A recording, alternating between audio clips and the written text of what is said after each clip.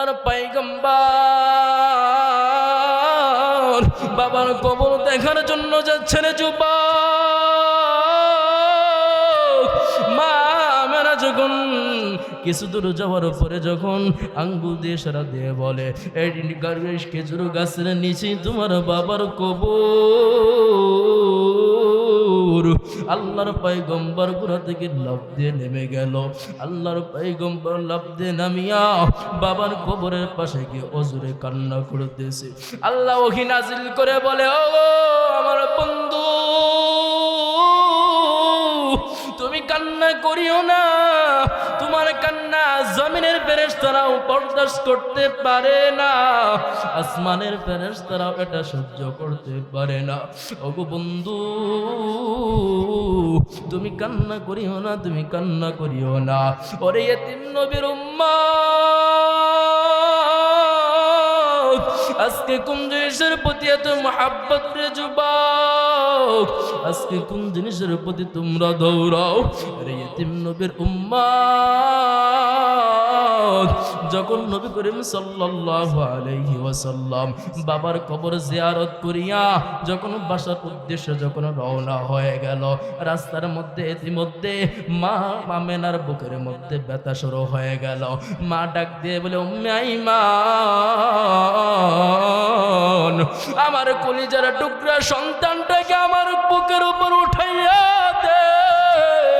আমার মনে হয় শেষ নিঃশ্বাস এখানে ত্যাগ করব, আমি মনে হয় আর দুনিয়ার মধ্যে বাঁচবো না। এ দাসী উম্মে আইমান, আমার সন্তান মুহাম্মদকে আমার বুকের উপর উঠাইয়া দে। আমি আমেনা মনে হয় আর বাঁচবো না, আমি আমেনা মনে হয় আর বাঁচবো না। মুহাম্মদ সাল্লাল্লাহু আলাইহি ওয়াসাল্লাম বা আমেনার গলা জড়িয়ে কান্না করতেছে। ওই নবীর আদর্শকে বাদ দিয়া, ওই নবীর আদর্শকে বাদ দিয়া, ওই নবীর আদর্শের চুল তুমি না কাটিয়া, ওই নবীর আদর্শের জামা না পরিয়া, ওই নবীর আদর্শের পোশাক পরিধান না করিয়া তুমি বাইরের দেশের নাস্তিকদের আদর্শে আদর্শিত হচ্ছ। তুমি নাস্তিকদের আদর্শে চুল কাটতেছো, তুমি বাইরের নাস্তিকদের আদর্শের পোশাক পরতেছ। আরে মুসলমান শুনে রাখো, কানটা খুলিয়া শুনে রাখো, আল্লাহর পয়গম্বরের আদর্শে যদি আদর্শিত হতে পারো, এই জমিনের মধ্যে আল্লাহ তোমাকে সম্মান দান করবে, আখিরাতে তোমাকে মুক্তি দিবে। আর যদি নাস্তিকদের আদর্শে আদর্শিত হও, এই দুনিয়ার মধ্যে অসম্মানী হইবা, তা অসম্মানী হইবা, এটা নিশ্চিত, এটা নিশ্চিত। কারণ নাস্তিকদের আদর্শে আদর্শিত হয়ে কখনো শান্তি আসে না, কখনো বরকত রহমত আসে না। এজন্য মুসলমানের ভাইরা আমার, যে কথাটা তোমাদেরকে বলতেছিলাম, হযরত জাবের রাদিয়াল্লাহু তাআলা আনহু যখন খাবারটা দেখলেন খাবার কমে নাই, খাবারটা যেমন ছিল তেমনই রয়ে গেছে, নবীকে জানায়া দেয়, ও আল্লাহর পয়গম্বর, আমি যতটুকু খাবার আপনার সামনে পরিবেশন করেছিলাম, ওই খাবার থেকে এক টুকরা গোশত এখন পর্যন্ত কমে নাই। 1400 সাহাবী ওই খাবার থেকে খাবার গ্রহণ করলো, এক টুকরা গোশত কমে নাই, এক টুকরা রুটি পর্যন্ত কমে নাই। ওগো নবীজি, এখন পর্যন্ত এক টুকরা রুটি গোশত কমে নাই। নবী বলেন, যাবে ওই ডাকনাটা যদি না খুলতা, তোমার পরিবারের তৃপ্তি সহকারে খাইতে পারতো। আরো যারা আসতো, যারা দুনিয়ার মধ্যে আগমন হইতো, তারাও খেতে পারতো। কিয়ামত পর্যন্ত এই ডাকনাটা যদি তুমি জাবের না খুলতা, কিয়ামত পর্যন্ত এই এবং গোশত এবং রুটিগুলো কিয়ামত পর্যন্ত আগত মানুষগুলো তা থেকে খেতে পারতো। বলেন না সুবহানাল্লাহ। যুবক আল্লাহর নবী বলেন, লা ইউমিনু আহাদুকুম হাত্তা কুনা হাব্বা ইলাইহি মিন ওয়ালিদিহি ওয়া ওয়ালাদিহি ওয়ান নাস আজমাইন। নবীর ভালোবাসা যদি অন্তরের মধ্যে না থাকে, তুমি প্রকৃতপক্ষে ঈমানদার হতে পারবা না, ততক্ষণ পর্যন্ত প্রকৃত মুমিন হতে পারবা না, প্রকৃত ইমানদার হতে পারবা না যতক্ষণ পর্যন্ত না নবীকে তোমার পিতার চাইতে, তোমার মাতার চাইতে, তোমার সন্তানের চাইতে, তোমার ধন সম্পদের চাইতে বেশি মুহাব্বত করবা। যদি তুমি নবীকে তোমার সন্তানের চাইতে বেশি মুহাব্বত করতে পারো, যদি তুমি নবীকে তোমার জীবনের চাইতে বেশি মুহাব্বত করতে পারো, তখনই তুমি প্রকৃত ইমানদার হতে পারবা। আরে মুসলমানি ভাইরা আমার, আজকে বাংলাদেশের মধ্যে যে সকল নাস্তিক মুরতাজেরা আজকে মিথ্যা নবুয়ত দাবি করতেছে, মির্জা গোলাম আহমদ কাদিয়ানীরা আজকে যারা বাংলার জমিনের মধ্যে মুসলমানদের ঈমানকে ধ্বংস করে দেওয়ার জন্য তারা চেষ্টা করতেছে, ওরা জানে না আজমাইন। أو كما قال النبي صلى الله عليه وسلم الحمد لمن قدر خيرا وخبالا الحمد لمن قدر خيرا وخبالا والشكر لمن صور حسنا وجمالا والشكر لمن صور حسنا وجمالا فرد صمد عن صفة الخلق بريئون فرد صمد عن صفة الخلق بريئون ربنا عزلي خلق الخلق كمالا ربنا عزلي خلق الخلق كمالا محمد نے آکر کفر کو مٹایا আল্লাহ পাক আয়াত নাজিল করে জানিয়ে দিচ্ছেন, ও নবীজি আপনাকে রহমত স্বরূপ দুনিয়াতে পাঠাইছি।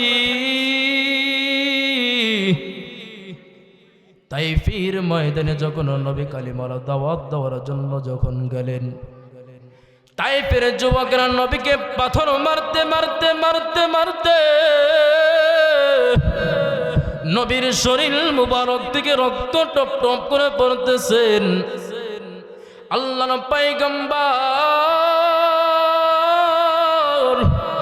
কালিমার দাওয়াত দিচ্ছেন তাইফের যুবকদেরকে। তাইফের যুবক নবীকে পাগল বলে গালি দিচ্ছে, পাথর নিক্ষেপ করতেছে। জিব্রাইল নাজিল হয়ে বলে, ওগো আল্লাহর হাবিব আপনি একবার অনুমতি দেন, এই তাইফের প্রত্যেকটা কাফেরকে পাহাড়ের সাথে মিশে দেব। আল্লাহর পয়গম্বর বলে, না এটা করা যাবে না, কারণ আল্লাহ পাক রব্বুল আলামিন আমাকে রহমত স্বরূপ দুনিয়ার মধ্যে আমাকে রহমত স্বরূপ পাঠাইছে রে। আরে দুনিয়ার যুবক কেমন ইতিম নবীর উম্মত, যেই নবী জন্মের আগে বাবাকে হারায় চিরইতিম হয়ে গেল। আল্লাহর পয়গম্বর ছোটবেলা বাচ্চাদের খেলা দেখেন, নিজের মধ্যে খেলার কোনো আগ্রহ নাই, কারণ আল্লাহ পাক রব্বুল আলামিন কুদরতিভাবে সিনাকে আল্লাহ পাক রব্বুল আলামিন পক্ষ সদর করার কারণে দুনিয়ার কোনো মুহাব্বত আল্লাহ পাকের অন্তরের মধ্যে নাই। আল্লাহ পাকের নবীর অন্তরের মধ্যে দুনিয়ার কোনো মুহাব্বত নাই। আল্লাহর নবী বিকালবেলা বাচ্চাদের খেলা দেখতেছেন। যখন সন্ধ্যা যখন গড়িয়ে আসলো, ছোট ছোট সন্তানদের বাবা আসিয়া ওই সন্তানগুলোকে কোলে নিয়ে চুমুখে বাড়ির দিকে রওয়ানা। আল্লাহ পাক আল্লাহর নবী মুহাম্মদুর রাসূলুল্লাহ সাল্লাল্লাহু আলাইহি ওয়াসাল্লাম কান্না করতেছেন। আরেকবার ডানে তাকায়, আরেকবার বামে তাকায়, আরেকবার সামনে তাকায়, পিছনে তাকায়। এই সন্তানদের বাবা আছে, আমার আমার বাবাই কই, আমার বাবাই কই। মা আমেনা ঘর থেকে বের হয়ে গেল, এখনো সন্ধ্যা হয়ে গেল, আমার মুহাম্মদ কেন এখনো কোনো আসে না। ঘর থেকে বের হয়ে লোকদেরকে জিজ্ঞাসা করে, ও ভাই, আমার ছেলে মুহাম্মদকে তোমরা দেখছো? মানুষ বলে মুহাম্মদকে তো ভালো করে চিনি না, তবে একটা সন্তান দেখছি রাস্তাতে হাঁটতে কান্না করতে করতে যাচ্ছে। বাবা বাবা বলে ইয়া কান্না করতেছে, কান্না করতেছে। মা আমেনা যখন গিয়ে দেখলেন মুহাম্মদ সাল্লাল্লাহু আলাইহি ওয়াসাল্লাম কান্না করতেছে, নবী ডাক দিয়ে বলে, ওগো মা, এই সন্তানদের বাবা আছে, আমার বাবাই কই? মা আমেনা বলে, ওগো মুহাম্মদ,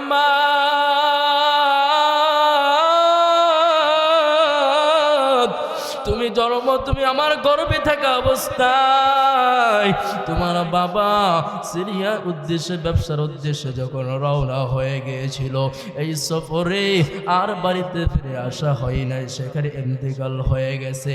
নবী বলে, মা, বাবার কবরটাকে একটু দেখাইবা। আল্লাহর নবী বাবার কবর দেখার আগ্রহ যখন প্রকাশ করলেন, মা আমেনা দাদা আব্দুল মুতালিবের কাছ থেকে অনুমতি নিয়ে নবী করিম সাল্লাল্লাহু আলাইহি ওয়াসাল্লাম এবং মা আমেনা এবং একজন দাসী উম্মে আইমানকে নিয়ে উঠে রওনা হয়ে গেলেন বাবার কবর দেখার জন্য। আল্লাহর পয়গম্বর বাবার কবর দেখার জন্য যাচ্ছেন যুবক। মা আমেনা যখন কিছু দূর যাওয়ার পরে যখন আঙ্গুল দিয়ে সারা দিয়ে বলে, এই খেজুর গাছের নিচে তোমার বাবার কবর। আল্লাহর পয়গম্বর গোড়া থেকে লাফ দিয়ে নেমে গেল। আল্লাহর পয়গম্বর লাফ দিয়ে নামিয়া বাবার কবরের পাশে গিয়ে অজুরে কান্না করতেছে। আল্লাহ ওহী নাজিল করে বলে, ও আমার বন্ধু, তুমি কান্না করিও না। তোমার কান্না জমিনের ফেরেশতারাও বরদাস্ত করতে পারে না, আসমানের ফেরেশতারাও এটা সহ্য করতে পারে না। ওগো বন্ধু, তুমি কান্না করিও না, তুমি কান্না করিও না। ওরে ইতিম নবীর উম্মত, আজকে কোন জিনিসের প্রতি এত মহাব্বত রে যুবক? আজকে কোন জিনিসের প্রতি তোমরা দৌড়াও? আরে ইতিম নবীর উম্মত, যখন নবী করিম সাল্লাল্লাহু আলাইহি ওয়াসাল্লাম বাবার কবর জিয়ারত করিয়া যখন বাসার উদ্দেশ্যে যখন রওনা হয়ে গেল, রাস্তার মধ্যে ইতিমধ্যে মা আমেনার বুকের মধ্যে ব্যথা শুরু হয়ে গেল। মা ডাক দিয়ে বলে, উম্মে আইমান, আমার কলিজার টুকরা সন্তানটাকে আমার বুকের উপর উঠাইয়া দে। আমার মনে হয় শেষ নিঃশ্বাস সেখানে ত্যাগ করব, আমি মনে হয় আর দুনিয়ার মধ্যে বাঁচবো না। এ দাসী উম্মে আইমান, আমার সন্তান মুহাম্মদকে আমার বুকের উপর উঠাইয়া দে। আমি আমেনা মনে হয় আর বাঁচবো না, আমি আমেনা মনে হয় আর বাঁচবো না। মুহাম্মদ সাল্লাল্লাহু আলাইহি ওয়াসাল্লাম বা আমেনার গলা জড়িয়ে কান্না করতেছে। আরে মা, জন্মের আগে বাবাকে হারায়া এতিম হয়ে গেলাম, এখন মাত্র বয়স 7 বছর। এখন যদি তোমাকেও হারায় যদি আমি চির এতিম হয়ে যাই, আমি কাকে মা বলিয়া ডাকবো? আমি কার কাছে গিয়ে মার আশ্রয় নিব রে মা? এই দুনিয়ায় যে আমার বাবাও নাই, এবং যদি তুমি মারা যাও আমি নবী কার কাছে যাইব, কার কাছে যাইব? ইতিমধ্যে রাস্তার মধ্যে মা আমেনার ইন্তেকাল হয়ে গেল। মা আব্দুল মুতালেব যখন দেখলো উটের মধ্যে 3 ব্যক্তি ছিল, এখন 2 ব্যক্তি, কারণ কি? নবী করিম সাল্লাল্লাহু আলাইহি ওয়াসাল্লাম দাদার গলা জড়ায় বলে, ওগো দাদা,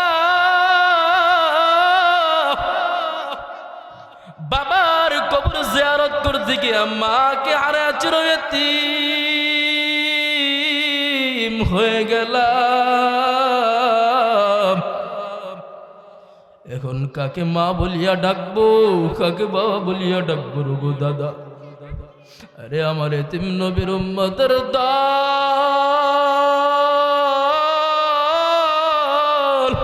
আমার নবী কেমন ছিল রে যুবক, কেমন ছিল রে? আরে যুবক জানুনি আমার নবী কেমন নবী ছিল রে? নবীর আদর্শবান যদি নবীর আদর্শিত করতে পারো রে, এই দুনিয়ার মধ্যে আল্লাহ সম্মান দান করবে, আল্লাহ আখিরাতে মুক্তি দান করবে। আল্লাহর পয়গম্বর কেমন নবী ছিলেন, আল্লাহর পয়গম্বর কেমন নবী ছিল জানুনি? কেমন ইনসাফকারী ছিল? এমন দিন গেছে নবীর ঘরে 3 দিন হয়ে গেল খাবার নাই, খাবার নাই। 3 দিন হয়ে গেল নবীর পেটের মধ্যে পাথর,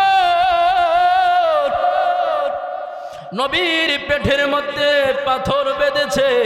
3 দিন হয়ে গেল ঘরের মধ্যে কোনো খাবার নাই, ঘরের মধ্যে কোনো খাবার নাই। আর জাবের রাদিয়াল্লাহু তাআলা আনহু যখন জানতে পারলেন নবীর ঘরে 3 দিন খাবার নাই, নবীর পেটের মধ্যে পাথর বেঁধে দিলাম, এতিম নবীর উম্মতের দল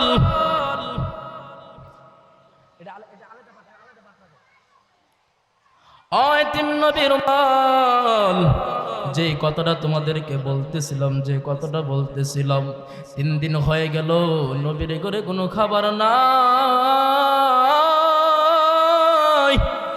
3 দিন হয়ে গেল নবীর চুলায় আগুন জ্বলে না।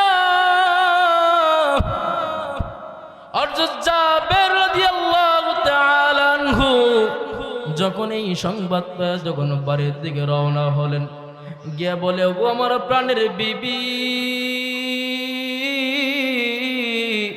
3 দিন হয়ে গেল নবীর চুলার মধ্যে আগুন জ্বলার, নবী কিছু খান নয়, পেটের মধ্যে পাথর বেঁধেছে ক্ষুধার যন্ত্রণা। বিবি ঘরের মধ্যে কি কোনো খাবার আসেনি? বিবি ঘরের মধ্যে কোনো খাবার থাকলে জানাও, নবীকে দাওয়াত দিব, নবীকে আমার বাসায় দাওয়াত দিয়ে মেহমান হিসেবে খাবার আপ্যায়ন করব। বিবি জানা দেয়, ওগো প্রাণের স্বামী আমার, ঘরের মধ্যে যে আটা আছে 4 থেকে 5 জন মেহমানদারি করা যাবে। আর আপনি যদি চান তাহলে একটা ছোট ছাগলের ছাও আছে, এটা জবাই করতে পারেন। হযরত জাবের রাদিয়াল্লাহু তাআলা আনহু দৌড় মেরে নবীর কানে কান লাগায়া জানায়া দেয়, ওগো আল্লাহর পয়গম্বর,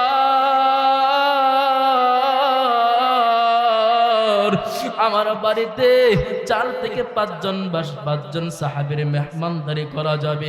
আল্লাহ, ওগো আল্লাহর হাবিব, আপনি যদি চান তাহলে 4-5 জন সাহাবীদেরকে নিয়ে আগামীকাল দুপুর আমার বাসায় মেহমান হতে পারে। নবী বলেন, যাবেন রে, আমি কি নবী কেমনে একা যাব রে? আমার সাহাবীদেরকে কি দাওয়াত দিবা না? জাবের বলে, ওগো নবীজি, যে খাবার আছে 4 থেকে 5 জনের মেহমানদারি করা যাবে, আমার তো মনে চাই আমি সকল সাহাবাদেরকে নিয়ে আমার বাসায় মেহমানদারি করাই। ওগো নবীজি, কিন্তু সে সামর্থ্য আমার তো নাই। আল্লাহর নবী একটা পাথরের উপর দাঁড়ায়া খন্দকের সাহাবীদেরকে ঘোষণা করে দিলেন, 1400 সাহাবী, ও আমার সাহাবায়ে কেরাম,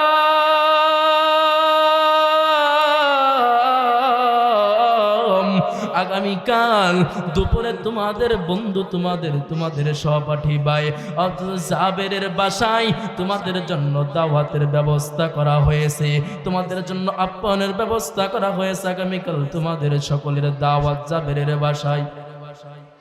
জাবের একটা দৌড় মারিয়া স্ত্রীর কাছে গিয়ে বলে, ওগো আমার প্রাণের বিবি, আল্লাহর পয়গম্বরের কানে কান লাগায়া 4 থেকে 5 জনের মেহমানদারির দাওয়াত দিয়েছিলাম, কিন্তু আল্লাহর পয়গম্বর খন্দকের যুদ্ধের 1400 সাহাবীদেরকে দাওয়াত দিয়ে দিলেন আমার বাড়িতে। এবার বিবি ডাক দিয়ে বলে, ওগো প্রাণের স্বামী আমার, এই সাহাবাদেরকে তোমার জবান দ্বারা দাওয়াত দিছো না নবীর জবান দ্বারা দাওয়াত দিছি? এবার জাবের বলে, ও প্রাণের বিবি আমার, আমার জবান দ্বারা সাহাবাদেরকে দাওয়াত দেই নাই, নবীর জবান দ্বারা এই সাহাবাদেরকে দাওয়াত দিছি। এবার বিবি বলেছ, ওগো প্রাণের স্বামী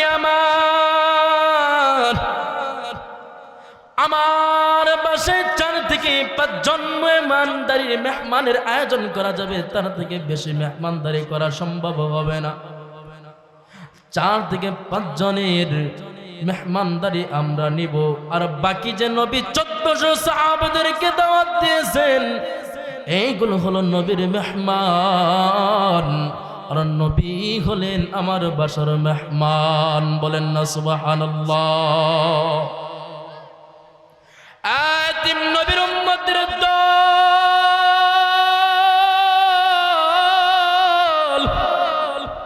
কেমন মায়ের নবী আমার 1400 সাহাবাদেরকে নিয়ে হযরত জাবেরের বাড়ির পথে রওনা হয়ে গেল। আল্লাহর নবী বলেন, জাবের, খাবারগুলি আমার সামনে এসে উপস্থিত করো। হযরত জাবের রাদিয়াল্লাহু তাআলা আনহু খাবারগুলি নবীর সামনে এসে পরিবেশন করলেন। আল্লাহর পয়গম্বর ওই খাবার থেকে নবীজির মুখের নালা মোবারক ওই খাবারের মধ্যে মিশিয়ে দিলেন এবং বললেন, জাবের, এই খাবার থেকে তুমি ডাকনা সরাইবা না। এই খাবার থেকে ডাকনা না সরাইয়া ডান দিক থেকে রুটি আর গোশত এক এক সাহাবীকে দিতে থাকো, এক এক সাহাবীকে দিতে থাকো। জাবের রাদিয়াল্লাহু তাআলা আনহু নবীর আদেশ পায়া আল্লাহর পয়গম্বরের সাহাবী জাবের ডান দিক থেকে গোশত এবং রুটি এক এক সাহাবীকে দেওয়া শুরু করে দিল। বলেন না সুবহানাল্লাহ। এক এক ডান দিক থেকে দিতেছেন, এক এক করে দিতে দিতে দিতে দিতে আল্লাহর পয়গম্বরের সাহাবী জাবের 1400 সাহাবীকে 4 থেকে 5 জন আপ্যায়ন করা যাবে এমন খাদ্য দ্বারা 1400 সাহাবীর মেহমানদারি করে ফেললো। বলেন না সুবহানাল্লাহ। তারপরে শেষে নবী বললেন, জাবের, আমাকে দাও। সমস্ত সাহাবীদেরকে দেওয়ার পরে নবী নিচ্ছেন। কেমন নবী ছিলেন রে যুবক! এত ক্ষুধার পরেও নবী আগে খাবারটা নেন নাই, সকলের পরে নবীজির নিজের প্লেটে খাবার নিলেন।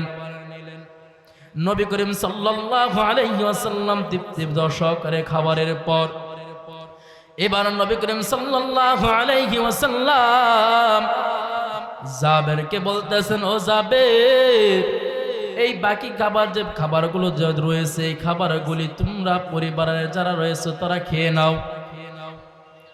জাবের রাদিয়াল্লাহু তাআলা আনহু খাবারগুলি নিয়ে যখন রুমের মধ্যে ঘরের মধ্যে যখন প্রবেশ করলো, মনের মধ্যে কৌতূহল জাগলো।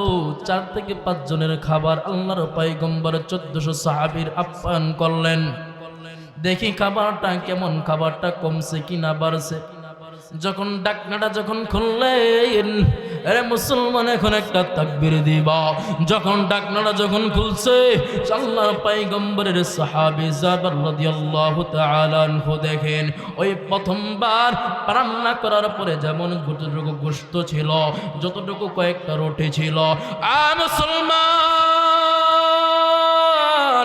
এতিম নবীর উম্মত, কেমন নবীর উম্মত রে যুবক, কেমন নবী পাইছো, কেমন নবী পাইছো জাননি, কেমন নবী পাইছো যেই নবী সমস্ত নবীর হাসরের ময়দানে ইয়া নফসি পড়ে, কিন্তু তোমার আমার নবী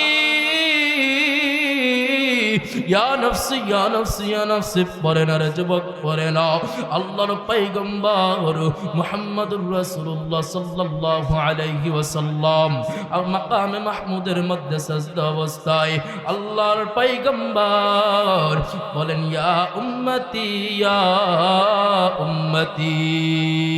বলেন আল্লাহু আকবার। দুনিয়ার মানুষেরা এতিম নবীর উম্মতের দল কেমন কেমন নবী পাইছো রে যুবক, কেমন নবী পাইছো?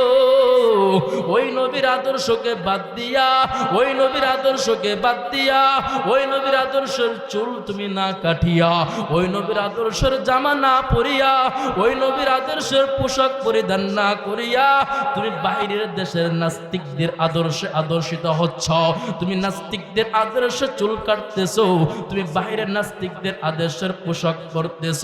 আরে মুসলমান শুনে রাখো, কানটা খুলিয়া শুনে রাখো, আল্লাহর পয়গম্বরের আদর্শে যদি আদর্শিত হতে পারো, এই জমিনের মধ্যে আল্লাহ তোমাকে সম্মান দান করবে, আখিরাতে তোমাকে মুক্তি দিবে। আর যদি নাস্তিকদের আদর্শে আদর্শিত হও, এই দুনিয়ার মধ্যে অসম্মানী হইবা, তা অসম্মানী হইবা, এটা নিশ্চিত, এটা নিশ্চিত। কারণ নাস্তিকদের আদর্শে আদর্শিত হয়ে কখনো শান্তি আসে না, কখনো বরকত রহমত আসে না। এজন্য মুসলমানি ভাইরা আমার, যে কথাটা তোমাদেরকে বলতেছিলাম, অর্থাৎ জাবের রাদিয়াল্লাহু তাআলা আনহু যখন খাবারটা দেখলেন খাবার কমে নাই, খাবারটা যেমন ছিল তেমনই রয়ে গেছে, নবীকে জানা দেয়, ও আল্লাহর পয়গম্বর, আমি যতটুকু খাবার আপনার সামনে পরিবেশন করেছিলাম, ওই খাবার থেকে এক টুকরা গোশত এখন পর্যন্ত কমে নাই। 1400 সাহাবী ওই খাবার থেকে খাবার গ্রহণ করলো, এক টুকরা গোশত কমে নাই, এক টুকরা রুটি পর্যন্ত কমে নাই। ওগো নবীজি, এখন পর্যন্ত এক টুকরা রুটি গোশত কমে নাই। নবী বলেন, যাবে ওই ডাকনাটা যদি না খুলতা, তোমার পরিবারের তৃপ্তি সহকারে খাইতে পারতো, আরো যারা আসতো, যারা দুনিয়ার মধ্যে আগমন হইতো, তারাও খেতে পারতো। কিয়ামত পর্যন্ত এই ডাকনাটা যদি তুমি জাবের না খুলতা, কিয়ামত পর্যন্ত এই এবং গোশত এবং রুটিগুলো কিয়ামত পর্যন্ত আগত মানুষগুলো তা থেকে খেতে পারতো। বলেন না সুবহানাল্লাহ। যুবক আল্লাহর নবী বলেন, লা ইউমিনু আহাদুকুম হাত্তা কুনা হাব্বা ইলাইহি মিন ওয়ালিদিহি ওয়া ওয়ালাদিহি ওয়ান নাস আজমাইন। নবীর ভালোবাসা যদি অন্তরের মধ্যে না থাকে, তুমি প্রকৃতপক্ষে ঈমানদার হতে পারবা না, ততক্ষণ পর্যন্ত প্রকৃত মুমিন হতে পারবা না, প্রকৃত ঈমানদার হতে পারবা না, যতক্ষণ পর্যন্ত না নবীকে তোমার পিতার চাইতে, তোমার মাতার চাইতে, তোমার সন্তানের চাইতে, তোমার ধন সম্পদের চাইতে বেশি মুহাব্বত করবা। যদি তুমি নবীকে তোমার সন্তানের চাইতে বেশি মুহাব্বত করতে পারো, যদি তুমি নবীকে তোমার জীবনের চাইতে বেশি মুহাব্বত করতে পারো, তখনই তুমি প্রকৃত ঈমানদার হতে পারবা। আরে মুসলমানি ভাইরা আমার, আজকে বাংলাদেশের মধ্যে যে সকল নাস্তিক মুরতাজিরা আজকে মিথ্যা নবুয়ত দাবি করতেছে, মির্জা গোলাম আহমদ কাদিয়ানীরা আজকে যারা বাংলার জমিনের মধ্যে মুসলমানদের ঈমানকে ধ্বংস করে দেওয়ার জন্য তারা চেষ্টা করতেছে, ওরা জানে না এটা মুসলমানের সন্তান, এরা আহমদ শফির রুহানির সন্তান, এরা জানে না হুসেন আহমদ মাদানির রুহানির সন্তান, এরা জানে না এরা বাগের জাতি, উমর ইবনে খাত্তাবের জাতি। এই মুসলমানের দেশে এই টেকনাফ থেকে তেতুলিয়া, রূপসা থেকে পাথরিয়া, এই টেকনাফ থেকে তেতুলিয়া, রূপসা থেকে পাথরিয়া ৯৬,০০০ বর্গ কিলোমিটারের দেশে যখন কোনো নাস্তিক মিথ্যা নবুয়তের দাবি করবে এবং মির্জা গোলাম আহমদ কাদিয়ানীর অনুসরণ করে দেশ এবং বিচারে প্রচারণা করবে, আরে মুসলমান, তোমার ইমানি দায়িত্ব হলো ওই নাস্তিকের গর্দনকে করিয়ে ফেলো। উমর ইবনুল খাত্তাবের মতো যখন কোনো নাস্তিক কোরআনের বিরুদ্ধে কথা বলবে, অযথা কোনো কথা না বলিয়া তার গর্দনটাকে কেটে জমিনের মধ্যে ফেলে দাও। কারণ মুসলমান জাতি কখনো নাস্তিকদের সাথে অনাত্মক হয়তো কথা বলে না, যখন কোরআনের বিরুদ্ধে কথা বলে তখন এর সাথে সাথে তার গর্দনটা জমিনের মধ্যে ফেলে দাও। জমিনের উপর দাঁড়িয়ে থাকার চলার কোনো অধিকার ওই নাস্তিকের নাই।